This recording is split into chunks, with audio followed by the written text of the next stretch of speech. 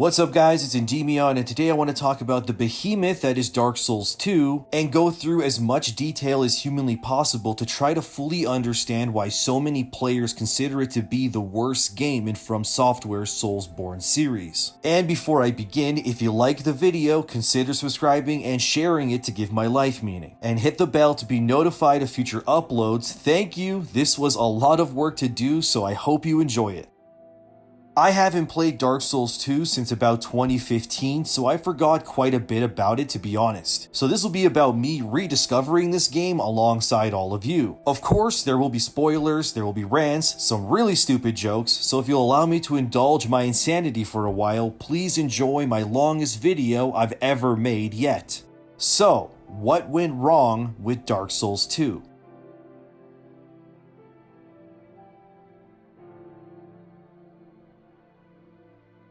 Firstly, I think it's important to state that Dark Souls 2 is the only From Software made Soulsborne game that wasn't directed by Hidetaka Miyazaki. And it shows in so many ways, from its boss design to its insanely weird level layout. There's so many perplexing design decisions within DS2 that were baffling, especially revisiting it almost 10 years later. To start, the game is directed by Tomohiro Shibuya and Yoi Tanimura. Tomohiro has contributed as a background artist on Ark the Lad, Twilight of the Spirits, as well as a chief designer on Monster Hunter and other games. Whereas Yoi Tanimura is seen to be the one who held the most experience and understanding of what makes Dark Souls, well, Dark Souls. Tanimura was also more involved with the upgraded version of Dark Souls 2 called Scholar of the First Sin. He was also a part of the design staff for Armored Core, another From Software property, as well as ending up becoming co-director of Dark Souls 3 as well as Elden Ring recently. So this guy knows his stuff, and it's likely due to his involvement that Dark Souls 2 was still a really fun and enjoyable game, problems aside.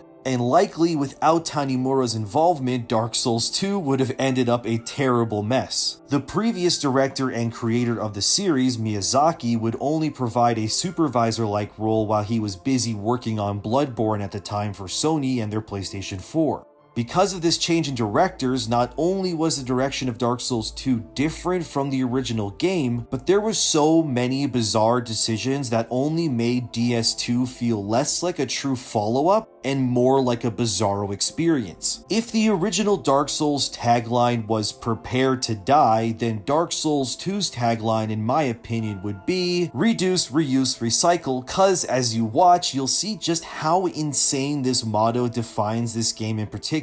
Alright, enough about who directed the game, let's get into the first big problem with Dark Souls 2.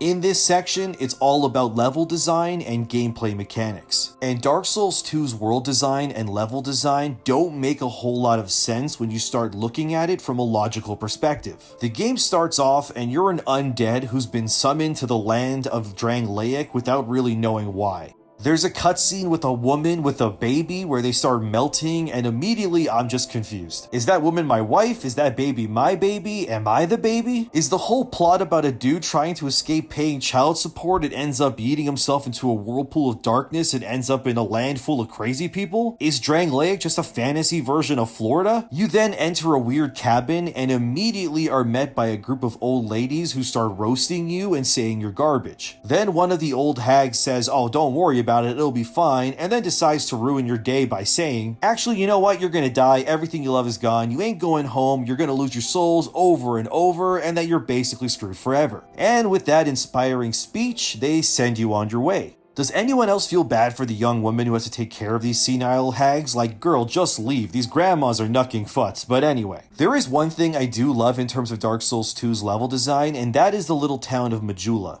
I love this place. In my opinion, it's the most relaxing and quaint little hub area we've ever had in one of these games. I love the sound of water crashing on the cliffs, the blacksmith guy who hates me and wants me to stop bothering him, as well as the slightly suicidal guy who welcomes me by saying there's no hope in surviving this land, just a really warm welcome to this godforsaken place. Not to mention our maiden, who's a nice homeless lady that never sleeps or goes anywhere. What does she do when I'm not here besides staring blankly into the sea like a psychopath? There's also a talking cat, because of course there is, as well as an armorer who becomes more of a dick the more you buy stuff from him. And there's a mansion with a skeleton in the basement and weird critters who want to chomp at your kneecaps. All in all, it's a nice little town. I wish FromSoft would reiterate and make a Majula-like town in a future game of some kind, and let me decorate my little town full of crazy people like a horror-themed Animal Crossing. But for what it is, I love Majula. As for the rest of the game's level design, I am not so crazy about it. See, in the original Dark Souls, the world felt like it made sense in terms of how it was structured. Levels looped around on themselves. It felt like a place with purpose and real creative design. In Dark Souls 2, they don't feel connected in any meaningful way or make any sense at all in how they connect either. For example, we have the level Hyde's Tower. It's a nice looking level that is a castle-like area completely submerged in deep water. As far as the eye can see is just endless ocean, but for some reason you can go down the main tower and take an elevator which takes you further into the ocean, and then you end up at a cavern that opens up into a cave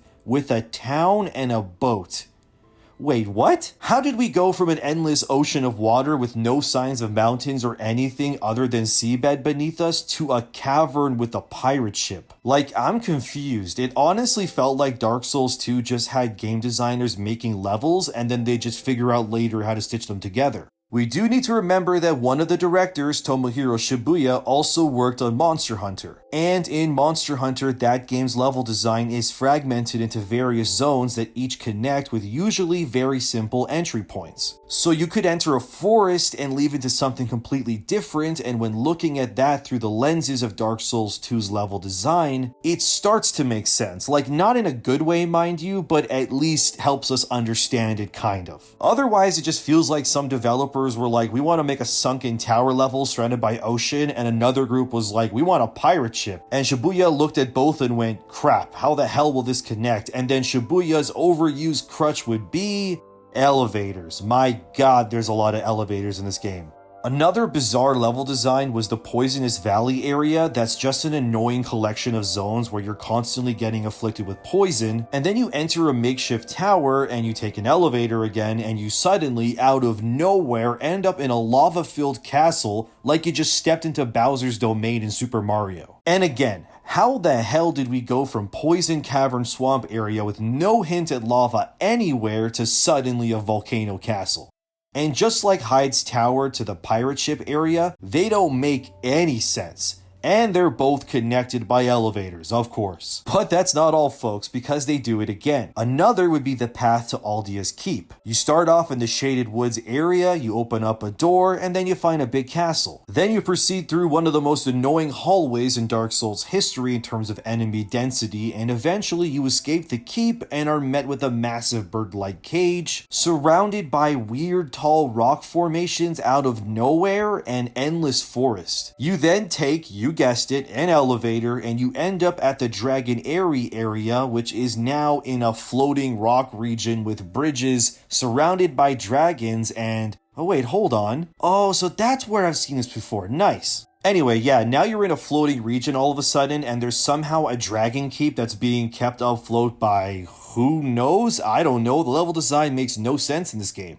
There are genuinely fun levels to traverse in this game though, with my personal favorite standouts being Drangleic Castle, as well as the final DLC where you go to the wintry region of Elom Lois, which I definitely just mispronounced. In my opinion, Lois is the best level in Dark Souls 2. I love the winter aesthetic, the giant castle walls, and the level's layout actually makes sense all things considered. I love how it gives you reason to re-explore it once the storm stops, and the frozen treasure chests are now open, as well as being able to discover 3 Lois Knights that you can save to help you in the final battle. Also, it has this wintry open snowfield level that is absolute ass cheeks. Yeah, I hate it too, but besides that optional area, Lois is my favorite level. But yes, that snowfield area is borderline moronic. I don't know who thought that was a good idea, and those horse enemies that respawn and swarm you, don't even get me started. Even though slightly annoying due to the magic spam, I also found Shrine of Amana to be a fun level too, and in general, although still fragmented and weird, I think the second half of the game's level design is more fun than the first half.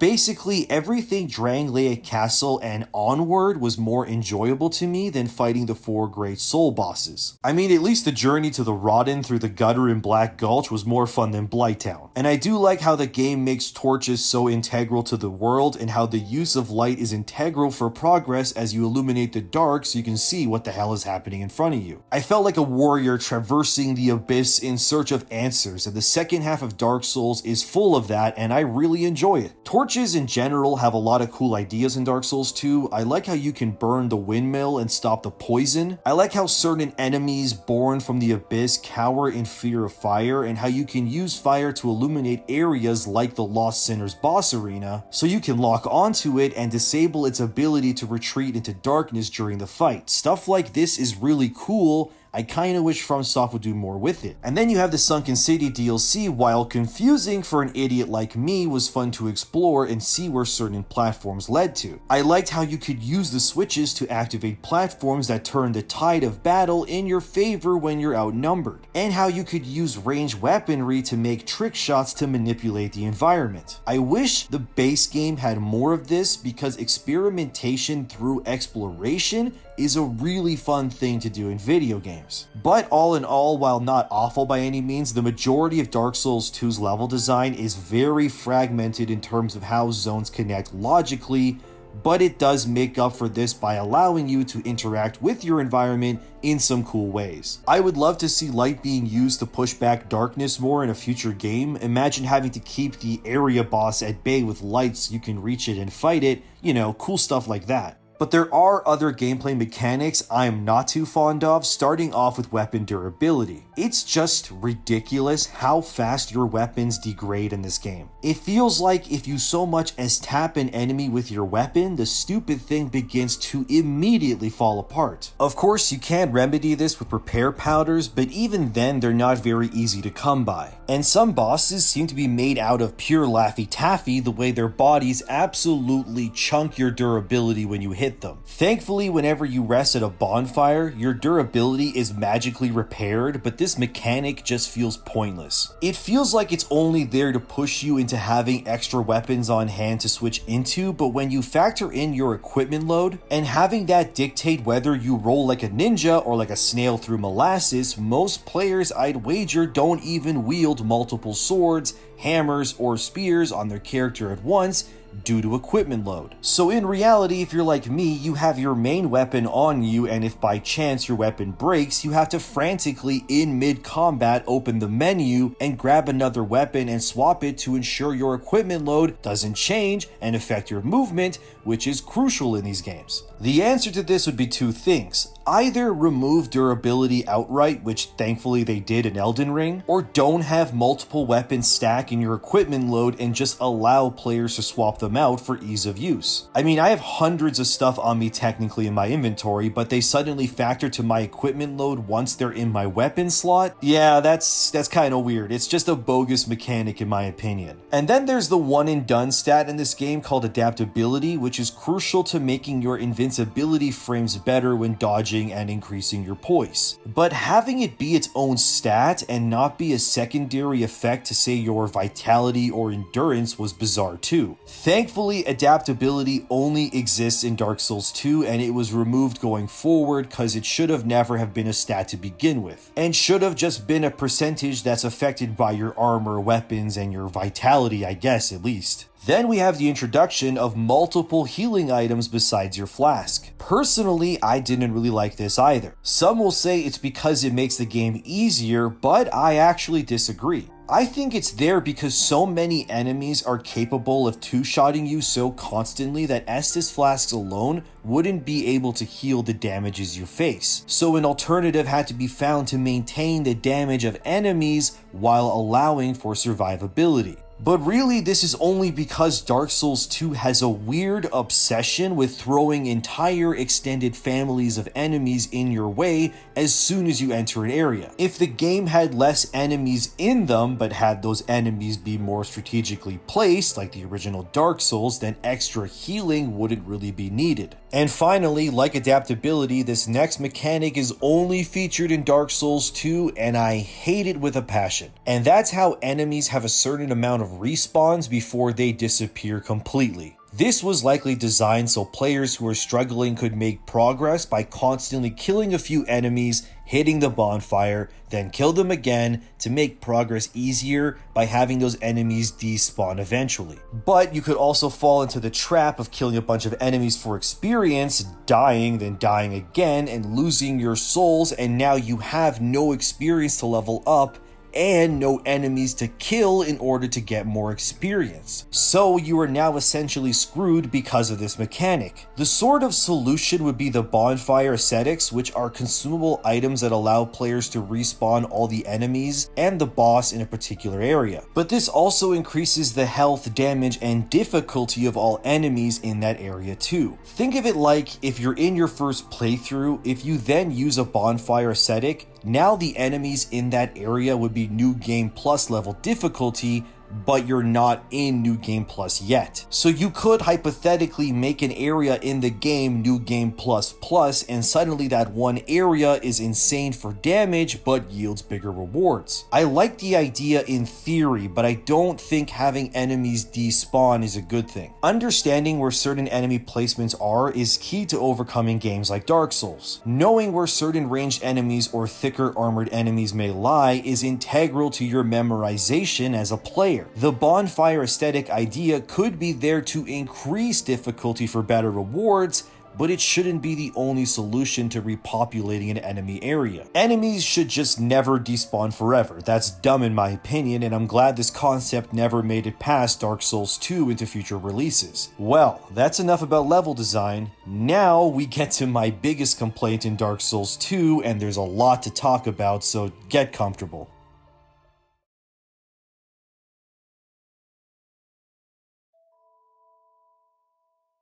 The boss fights of Dark Souls 2 are by far the worst in the series and of all From Software Soulsborne games, and it's not even remotely close. There are so many reused bosses and instances where things that aren't even boss material are given the title that Dark Souls 2 just downright lessens what it means to be called a boss in general. One of the first boss fights is fine for what it is in the form of the Last Giant. It's overly simplistic, and by the way, you'll see me use certain NPCs in my fights because I was doing their quest lines and you need to use them, but anyway, this fight was fine for what it is. I don't have much to say besides, wait a second, hang on.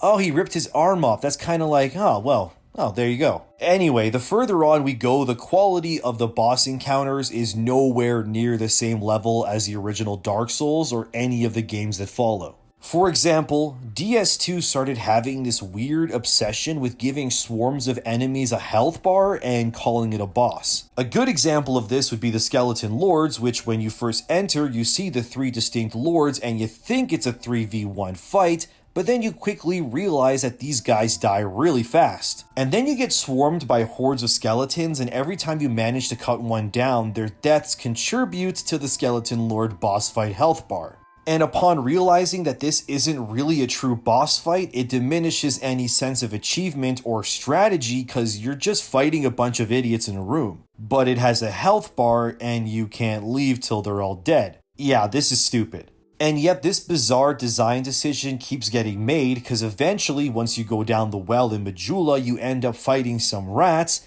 and then there's a fog door with a bonfire in front of it, which is weird because it's so close to the boss door, which is unlike anything else in the game. Why is this bonfire so close to the boss arena? Well, this has to be some insane fight where the developers thought we needed a bonfire so close to ensure we keep trying without being discouraged, right? Well, you enter and it's a room full of rats. That's it. That's the fight. It's just rats. Oh yeah, and one of those rats is the boss. Which one is it? No idea. Just keep swinging. Eventually you'll hit a random rat and the boss's health bar will start chunking away. Now you just lock on to that one rat, ignore the rest, and slash at it till it dies, and that's it. That's the fight. Just rats. Why is this a boss fight? I genuinely can't understand how anyone at From Software looked at this and thought, yeah, this is great, people are gonna love this. Maybe they did just so they could say in interviews that they had tons of boss fights for people to enjoy, but eventually realized they couldn't meet that promise, and so shortcuts had to be made. Like a lot of shortcuts, an insane amount, really. Like, dude, you thought this was bad? We're just getting started. Because Dark Souls 2's boss variety is an astounding amount of quantity over quality in every measure. I mean, there's another boss fight where you enter this beautifully haunting arena and you're rushed by little disease rat dog things. Then a huge boss jumps down and it's just one of those rat dogs, but they blew it up to like 500 times its size. And then you just stay at its feet and attack and hold on. Oh, so that's why this boss sucks in Bloodborne, because it's like this. Alright, anyway, yeah, this isn't a boss fight, guys. This is just a rat dog normal enemy, but now it's big. You'd think this is where this laziness ends, but my god, it gets worse. Back in Hyde's Tower, you can enter the Fog Gate, and you're greeted by a boss called Dragon Rider, which sounds a lot cooler than it is. You enter, and he's just a guy. In armor, like barely any different than the big dudes you just fought before him. I guess the mechanic here is to not allow him to knock you off. Anyway, you just circle around and spank his cheeks until he turns to dust, and to make it even worse, later on in Drangleic Castle, after meeting Nashandra, the main villain of the game, you eventually are met with the Fog Gate. Remember that we're in Drangleic Castle. We just talked to the main baddie and there's a fog door. Oh man, this is such an important moment in the game. What horrors could lie ahead? And it's Dragon Rider again. Oh sorry, 2 Dragon Riders now. The one up top has a bow and arrow. Are you serious right now? This is a pivotal moment in the game and the best they could do is just put 2 of a boss we already fought? Oh my god, this is so bad. And the whole gimmick this time is we just fight the same Dragon Rider boss again, but now we gotta watch out for arrows. I think besides boss diversity being a major problem within Dark Souls 2, the other major problem with all of these boss fights is that they lack one big crucial element. And that is the lack of spectacle. There are so many bosses in other FromSoft games, or just games in general, where bosses can be really easy to beat, but the spectacle makes up for it. Entering the arena only to be greeted by some magnificent beast, or the music swells and the boss's animations are articulate and amazing, that's what makes a good boss fight.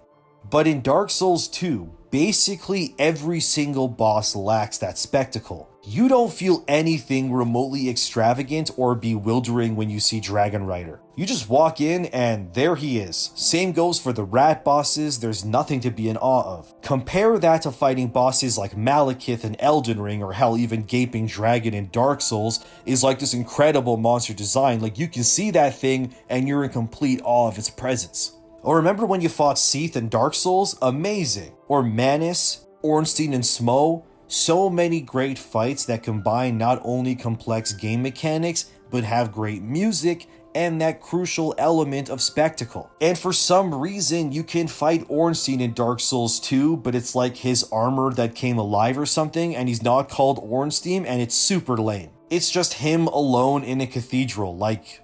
okay, why? It belittles the greatness that came before it. Thankfully, FromSoft would deliver spectacle-like fights in droves in future games, but man, Dark Souls 2 lacks it severely. There's like 3 fights I can really think of in DS2 that have any sort of spectacle when you enter it. The first would be the dragon fight in the giant cage. While the dragon is reused like a lot of the other things in DS2, at least the arena and how it looks has some sort of spectacle to it. And the other would be the final boss in the Sunken King DLC in the form of Sin. Seeing that dragon roar and its putrid breath erupt across the arena, that's cool as hell. The last fight I'll talk about later on in this section. But I mean, even the final boss fight in the base game has little to no spectacle to it. Nashandra is just this slow boss that is more annoying than anything. First off, she's preceded by a duo fight against 2 pretty generic warriors who don't really do anything cool but try to overwhelm you. Then you face Nashandra, who besides her little curse mechanic, she just stands there basically and you wail on her. Comparing her to Gwyn in Dark Souls, at least he keeps you on your toes. And Gwyn doesn't even speak a single word, and yet his demeanor and situation speak volumes due to the environment design and how it all comes together.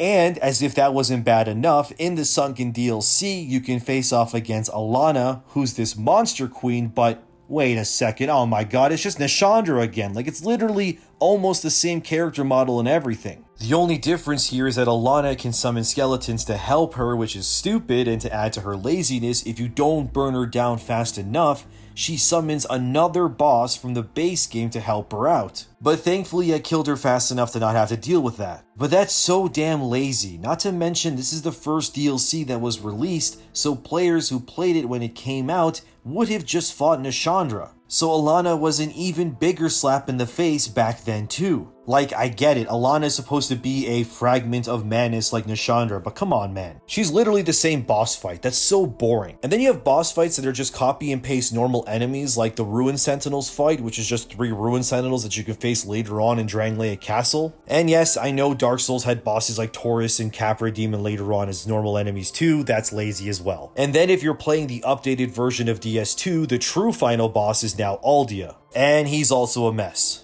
Especially if you're a melee-based character, his fire does ridiculous amounts of damage as soon as you get close to him, making his boss fight less of a satisfying conclusion to your quest, and more of an annoyance than anything. I ended up respecking my guy in New Game Plus to have some magic, just so I wouldn't have to deal with stuff like Aldia's constant fire damage in subsequent playthroughs because it's not balanced for melee-only builds. One of the biggest missed opportunities is King Vendrick, who's reduced to a shell of himself in the Undead Crypt. If I could change any fight in this game, it would have been making Vendrick the final boss. Having Vendrick completely controlled by Nashandra being the final obstacle would have been much more interesting than what we got. Having his weakened form be possessed by the spirit of Nashandra and having Vendrick rise up and become a mix of both his original powerful self along with the power of the Shard of Manus would have made for a much more memorable fight than what we got. Which is a Hollow King in his underwear swinging his sword a little. Like, god damn it. This video has been pretty negative about the wrongs of Dark Souls 2, so I'd like to point out some fights I actually think are pretty good. Firstly is the Mirror Knight fight. This fight has the spectacle point down pretty well with the impressive thunderstorm and rain effects, along with the Mirror Knight facing you with its impressive reflective surfaces. I wish more fights had this level of detail and build-up, and if anything, Mirror Knight, in my opinion, should have been the fight we had after meeting Nashandra, not 2 Dragon Riders.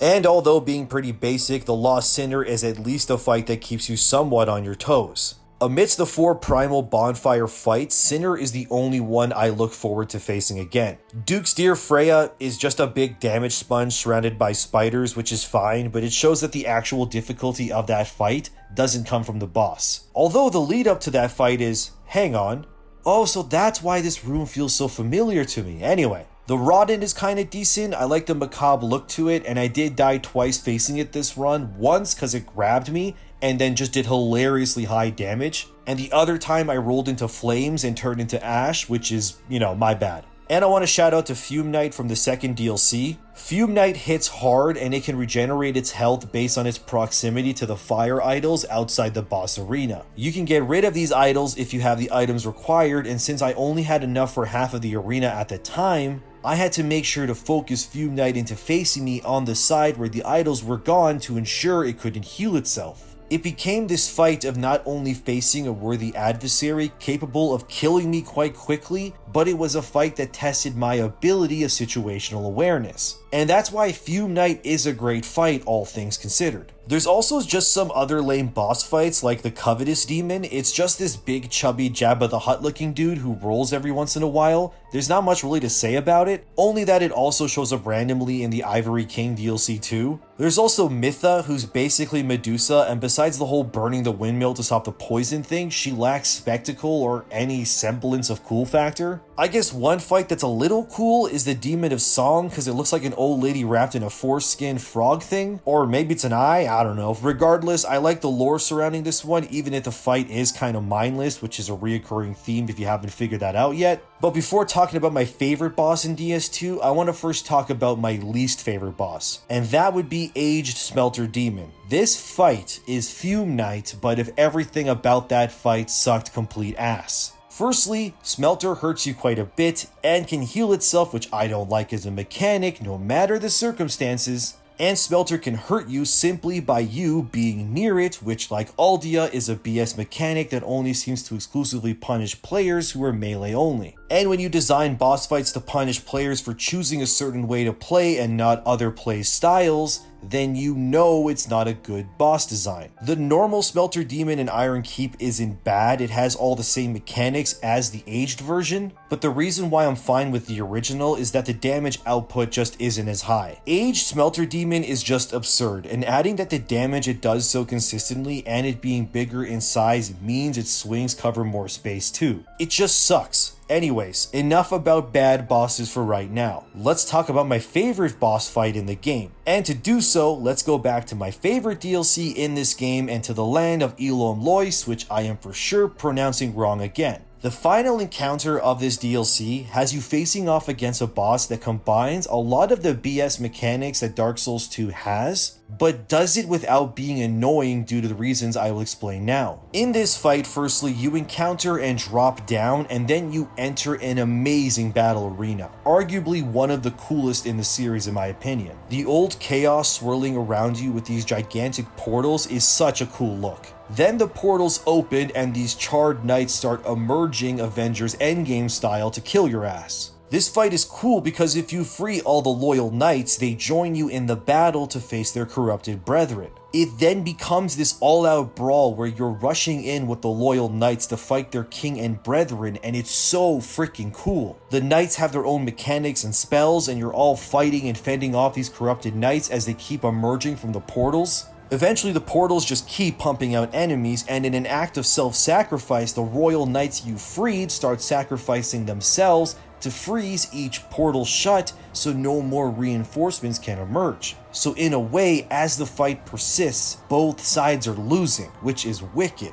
Then comes the actual boss, the burnt Ivory King himself, emerging from the central portal. Now the fight becomes a battle to the death between you and the king to see whether the old chaos consumes the world. And the Ivory King is fast, he's strong, and his attacks look wicked. The spectacle is at its best right now, the music is swelling, the environment is jaw-dropping. This, my friends, is a real cinematic boss fight. Not rats, not slow mages or stupid skeleton lords. This is a fight worth fighting.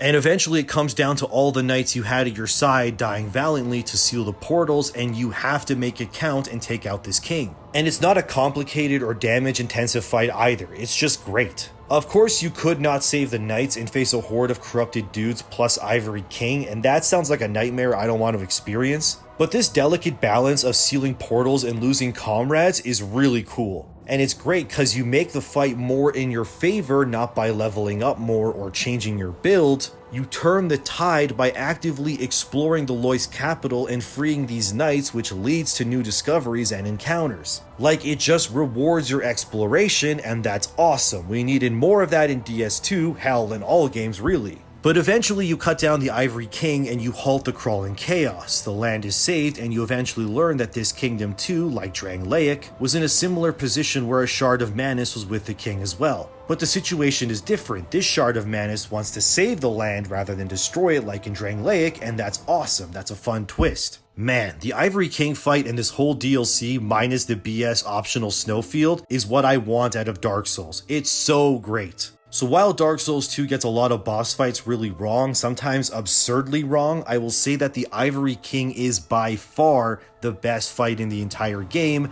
and it's not even close. I really wish the original final boss was more like this Ivory King fight, but instead you just get Nishandra and Aldia in a great dull room. Well, it is what it is, and now for the finale.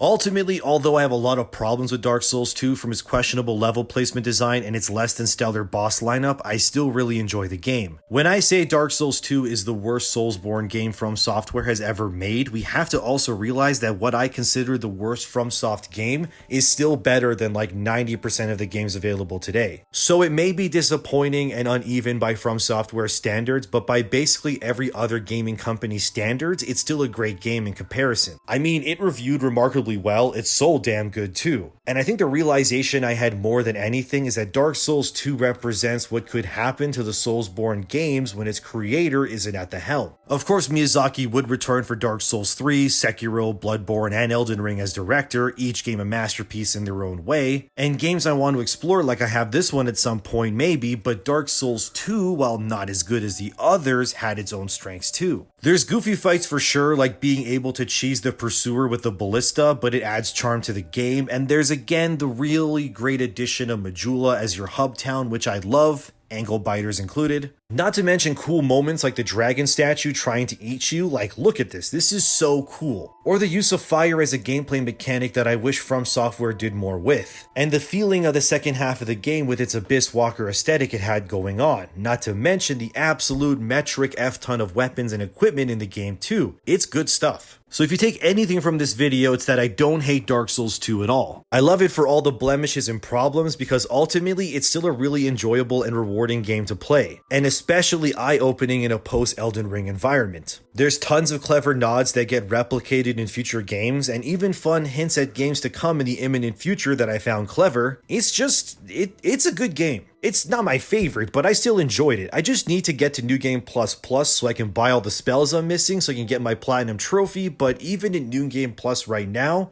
I'm enjoying myself. It's been years since I've played Dark Souls 2, but I'm glad I did so that I could not only make this video and share it with you all, but to give me insight into design decisions from future releases as well, and appreciating them more. So whether it's your first time playing or your 10th, if you were looking for a sign to dive into the abyss one more time, to visit Majula and listen to the waves, or playing the most polarizing release in From Software's Soulsborne series, this is it. Play Dark Souls 2. Just remember, a lot of the bosses are ass, and the level design doesn't make a whole lot of sense, and they misuse Vendrick, but it's still a fun game, mistakes and all. But I still look at this game in fond memory. The epic highs and the disappointing lows. It all comes together to make an experience I'll remember. From the weird grandmas to the fragmented level design and the blacksmith who hates you whenever you talk to him, Dark Souls 2 is, at its heart, an experience I'll cherish for years to come. And really, if Dark Souls 2 is anything, it's to enjoy the ride for the journey instead of the destination. Well, thanks for watching if you got this far. This is by far my longest video I've ever made yet, and I'm sure this will be a nightmare to edit, but that's fine. What did you think of Dark Souls 2? Let me know in the comments below. And if you enjoyed the video, consider liking it, sharing, and subscribe if you want to see more stuff like this. Thank you, it gives my life meaning. My Patreon is live, as is my super thanks if you're wanting to support my content in any way. Thanks to my patrons as always for their undying support, and I'm Endymion. I have at least 2 more videos of this size coming this year at some point, so I hope you look forward to it. Thanks for watching, and I'll see you in the next one.